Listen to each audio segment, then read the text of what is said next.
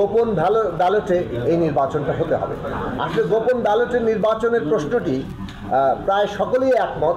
আমরা মনে করি যে রাষ্ট্রপতির এবং প্রধানমন্ত্রীর ক্ষমতার ভারসাম্যটাই জরুরি। রাষ্ট্রপতি নির্বাচন প্রক্রিয়াটাকে একটা ইলেকট্রাল কলেজের মধ্যে যতটুকু ন্যূনতম ঐক্যমত হয় সেই প্রশ্নে আমরা ছাড় দিতে প্রস্তুত আছি। সেক্ষেত্রে যদি পার্লামেন্টের দুই কক্ষ সদস্যরাই ইলেকট্রাল কলেজ হন, সেক্ষেত্রেও আমরা ছাড় দেওয়ার জন্য প্রস্তুত আছি।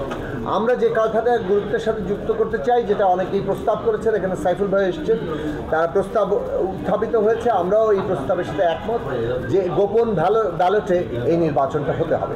আসলে গোপন ব্যালটের নির্বাচনের প্রশ্নটি প্রায় সকলেই একমত। কেউ কেউ হয়তো বলেছেন দলের সাথে আরেকটু আলোচনা করতে হবে, কিন্তু এটাও সাথে বলেছেন যে ৭০ অনুচ্ছেদের যে ধরনের সংস্কার করা হচ্ছে সেক্ষেত্রে কিন্তু পার্লামেন্ট মেম্বাররা দুই কক্ষেই তারা স্বাধীনভাবে ভোট দিতে পারবেন এই প্রশ্নে, মানে অর্থাৎ যেগুলো এক্সেপশন আছে, এক্সেপশনের বাইরে রাষ্ট্রপতি নির্বাচন এক্সেপশনের মধ্যে পড়ছে না। কাজে রাষ্ট্রপতি নির্বাচনে তারা স্বাধীনভাবে যেহেতু ভোট দিতে পারবেন, এটা তো আসলে গোপন ব্যালটেরই নামান্তর। সেই ক্ষেত্রে এটার সাথে একমত, কিন্তু তারপরে হয়তো দলের সাথে আলোচনা করবেন। এর মানে দাঁড়াচ্ছে যে গোপন মানে একদিকে পার্লামেন্টের উচ্চকক্ষ নিম্নকক্ষ, যদি সেটা উচ্চকক্ষ তৈরি হয়, এবং গোপন ব্যালটের নির্বাচন, এই দুই প্রশ্নের মোটা দাগে একটা ঐকমত্য তৈরি হয়েছে। এবং আমরা যদি সকলে মিলে এই জায়গায় আসে, ইলেকট্রাল কলেজকে যদি আরেকটু বর্ধিত করা যায় তাতে আমাদের কোনো আপত্তি নেই, কিন্তু এই জায়গায় থাকলেও আমরা এটাকে সমর্থন করা জন্য প্রয়োজনীয় ছাড় দিতে প্রস্তুত আছি। আমরা মনে করি যে রাষ্ট্রপতি এবং প্রধানমন্ত্রীর মধ্যে ক্ষমতার ভারসাম্য প্রশ্নটি অধিকতর গুরুত্বপূর্ণ।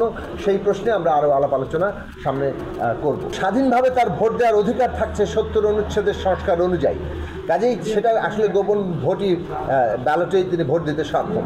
কারণ আমার যে প্রশ্নে আমার স্বাধীন ভূমিকা নেওয়ার অধিকার আছে, সেই প্রশ্নে গোপন ব্যালটে ভোট দেওয়ার অধিকারটাও স্বাধীনতারই অংশ। নির্বাচন পদ্ধতি নিয়ে আসলে এটা সংখ্যা করা মুশকিল, তবে ইলেকট্রাল কলেজকে বর্ধিত করার পক্ষে মতামত আছে।